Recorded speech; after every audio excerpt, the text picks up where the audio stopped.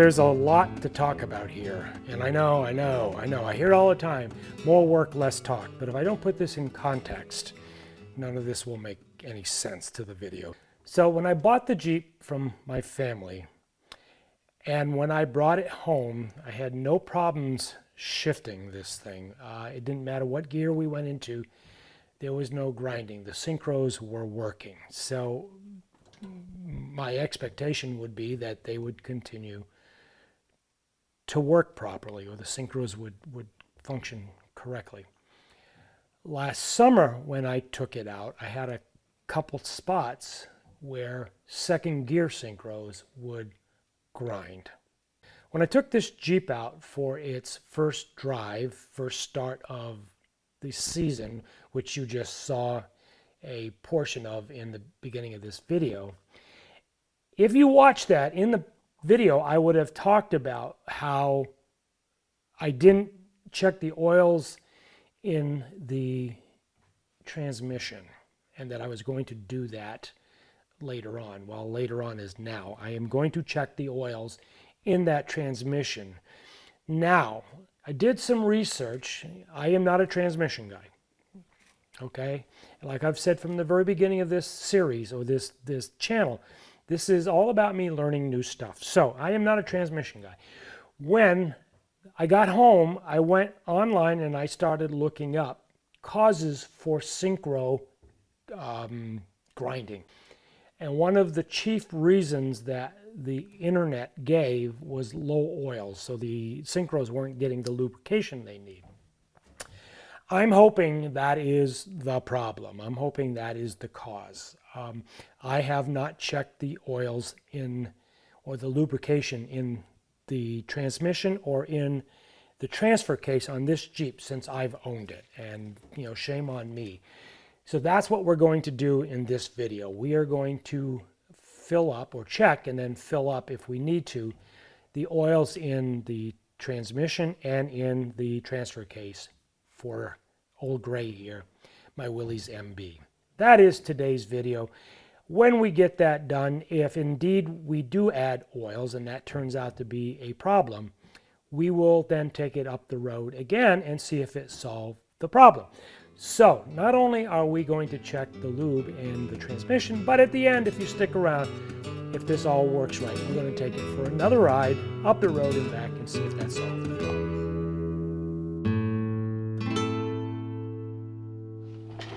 All right, so we've been here before. The last time I did this, I did it with the CJ2. This is the Willys MB. And I am going to check the fluid level in the transmission to see if that's contributing or causing the synchros not to work properly. And if you thought there was no room to work in that CJ2, there is even less room to work in this MB.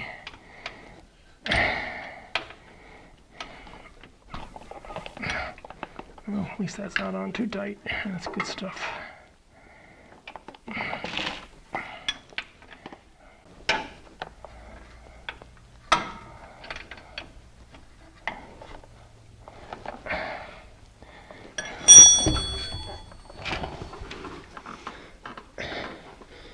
Of course, the CJ does not have this gas tank hanging down, which the MB does, and that causes all that much more squishy issues. And I didn't put this up. I didn't jack it up. It's down on the ground. There we go. Oh, she is full. So it's definitely not the oil. Okay. That's disappointing.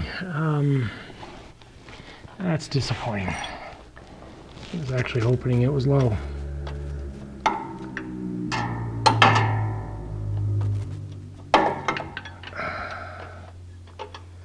I was hoping it was low.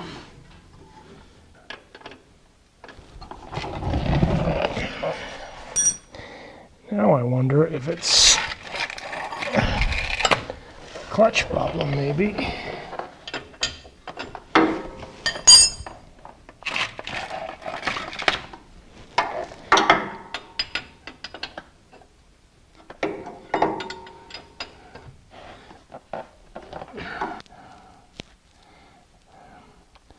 That's a pretty heavy black grease too.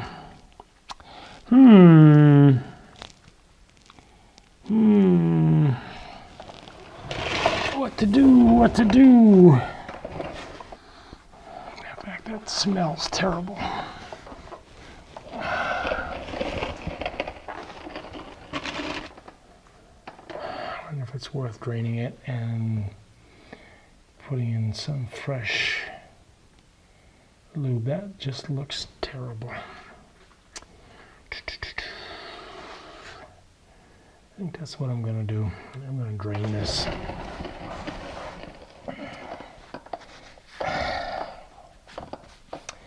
All right, let me go get a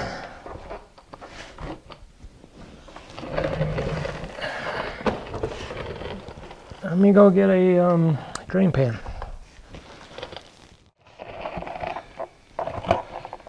All right, so I am going to drain this, put in some fresh mineral oil. This stuff is black and it smells burnt, which doesn't make me feel any kind of warm and fuzzy here. It does not make me feel any kind of warm and fuzzy.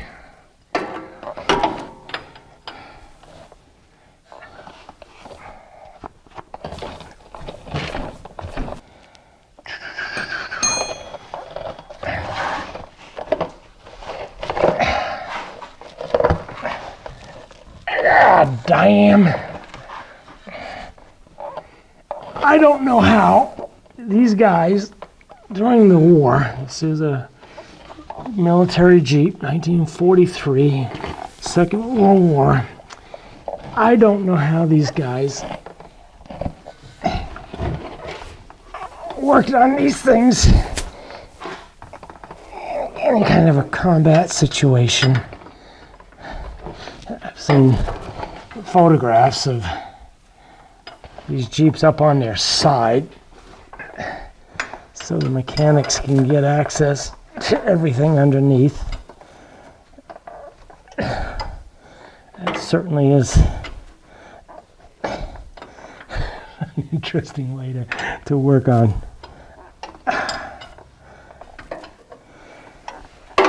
So again, one of the problems is I did not do the restoration, and I am not commenting on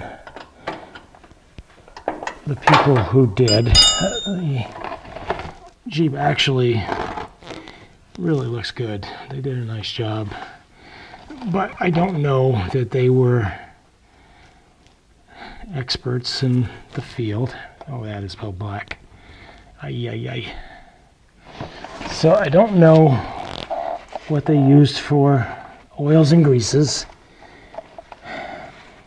But boy, that is black, and that does smell burnt. Let me know, guys. Many times I keep saying I am not an expert on this stuff. I learn as I go. So tell me why a lube would smell burnt. Tell me what to look for. Alright, we're going to let that go for about 10 or 15 minutes and get as much of that out of there as we can. And we'll fill it back up again. I'll see you guys in a bit. Alright, we're done draining. Let me get this back in. There it goes.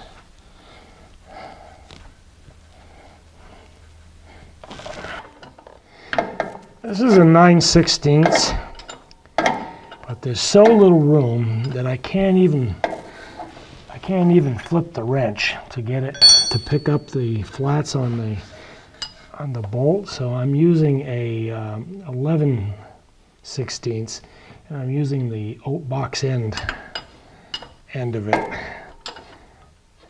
locking up the square edges of the bolt are plugged that way.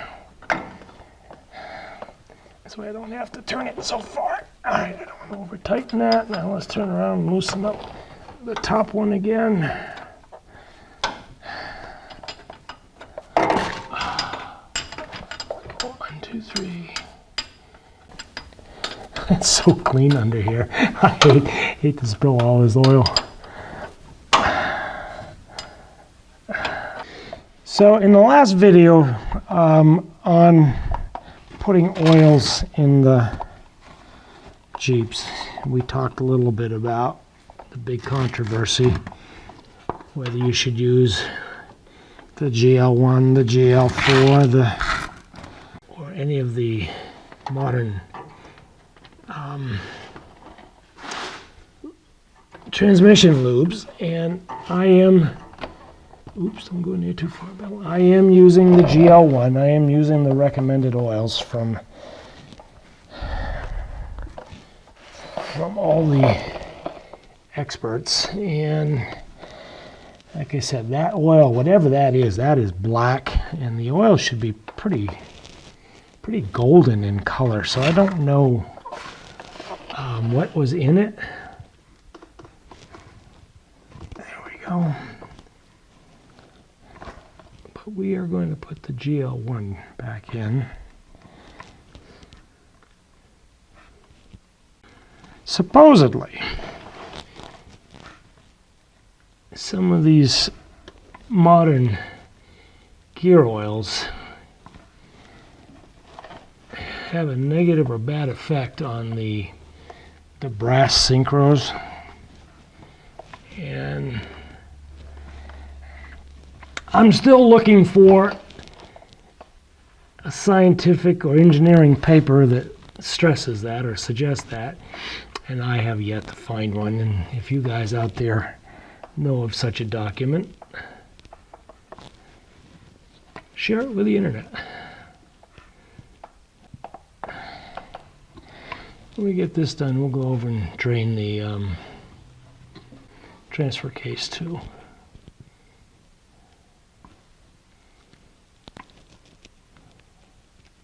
Boy, sticking a lot.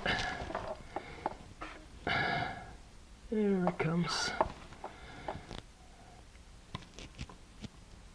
There it is.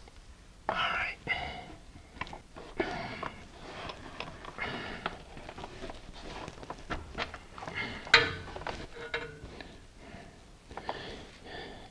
Remind me to clean the oil off that exhaust before I start this thing up.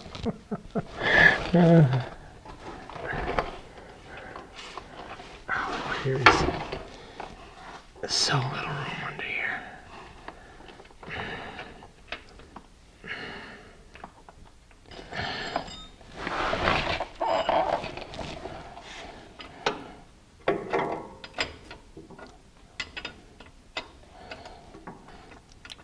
So the other thing I'm wondering is if the clutch linkage has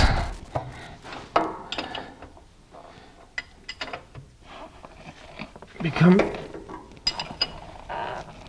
out of position, and that needs to be worked on. All right.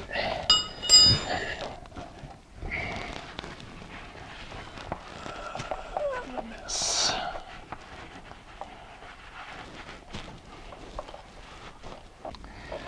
Now,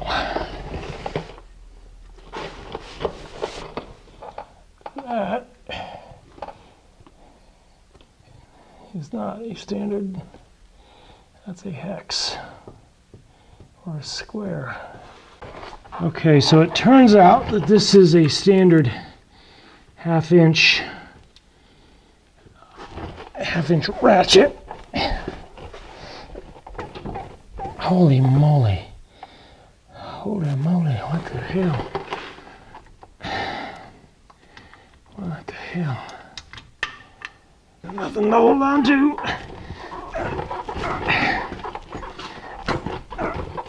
Ah, shit.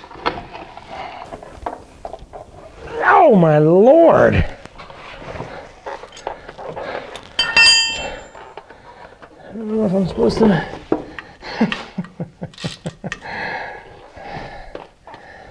Well, time for another tool. Oh, my Lord. All right, so I went down and got the breaker bar with a non-ratchet, and then I got a bar I can put on this.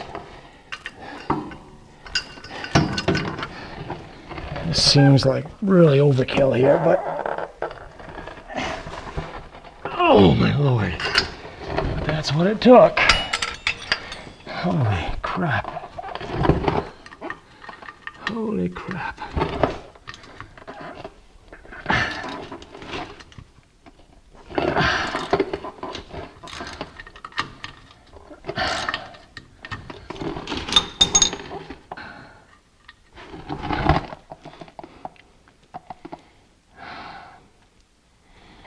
Be careful over tightening these because you don't want to crack or break the plate.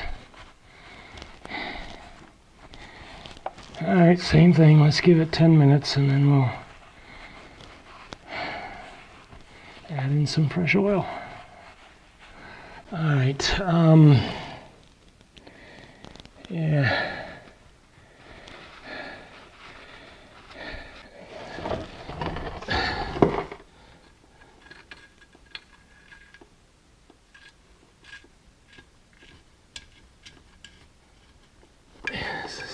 Extension on it.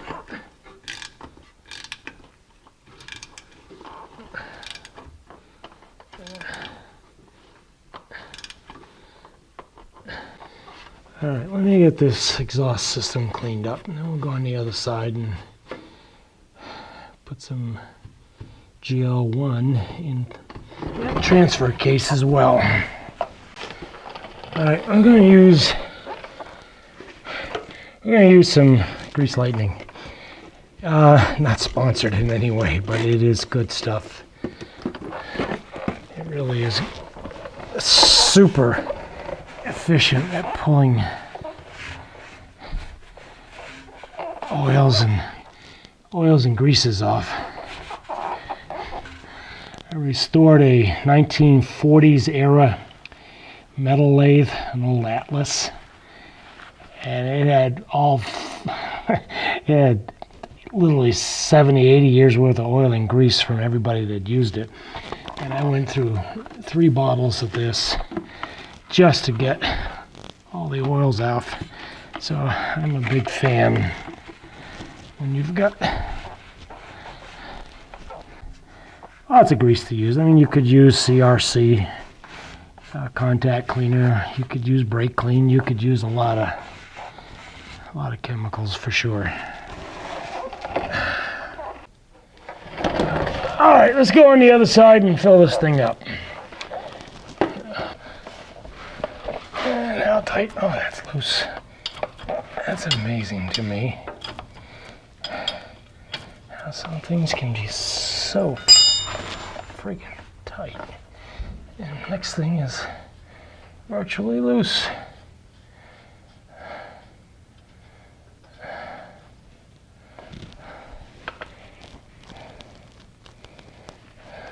Okay, it looks nice and clean. Get that up there, safe. Okay.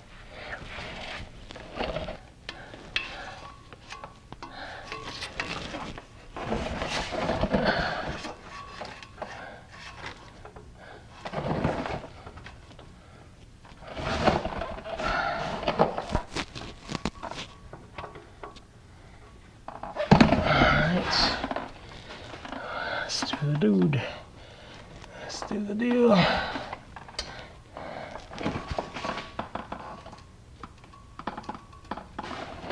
So I lied to you guys the last video. I told you this GL1 was cheap. I went in to buy some more because I didn't have enough in that other gallon to do this job. And the parts store had 3 gallons of it.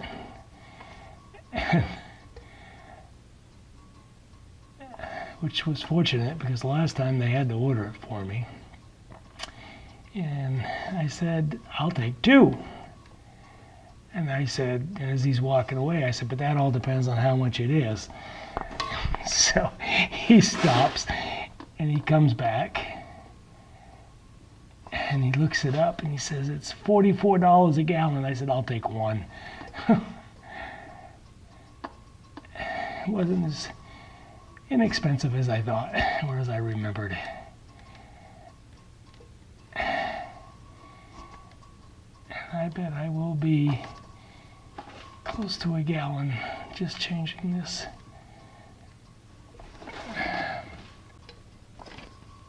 "20 minutes later,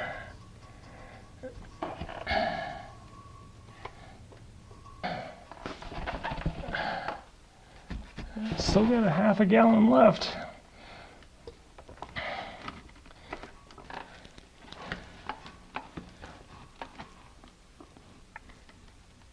There it is. All right. Damn. Holy damn. Holy damn. All right. Let's tighten this up. All right. Let me get all this stuff cleaned up and we'll take it out for a short drive. I'm not sure I solved anything here, but at least I feel better that I've changed out that lousy smelling oil. Let's see what happens. So just in case you were wondering, we used just over 3.5 quarts of GL1 to fill up both the transmission and the transfer case.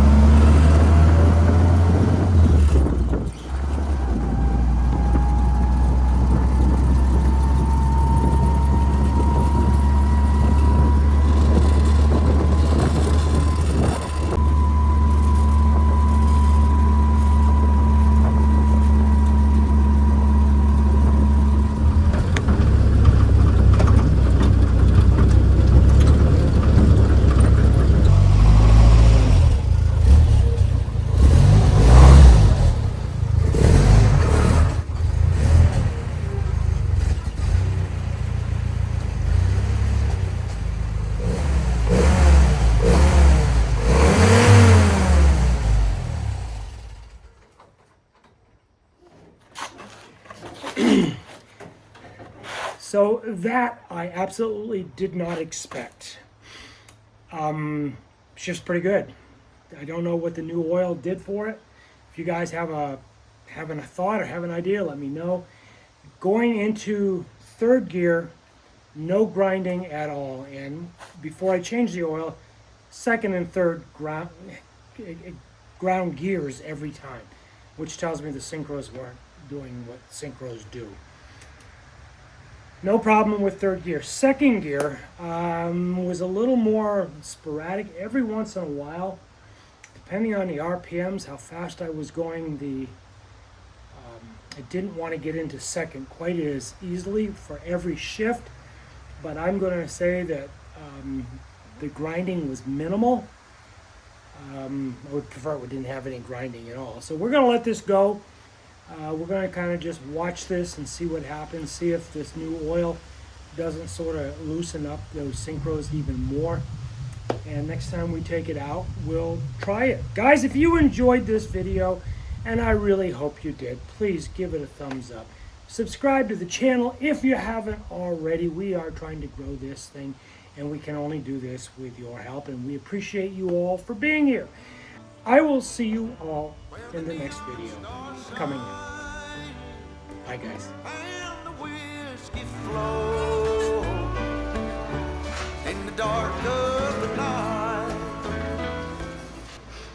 So I keep saying that I need to get an epoxy coating down on this floor, and I've been saying that now for 10 years. And I've got the paint, I just haven't got it down yet. And if I could get the epoxy down, all this oil wouldn't be saturating into the cement.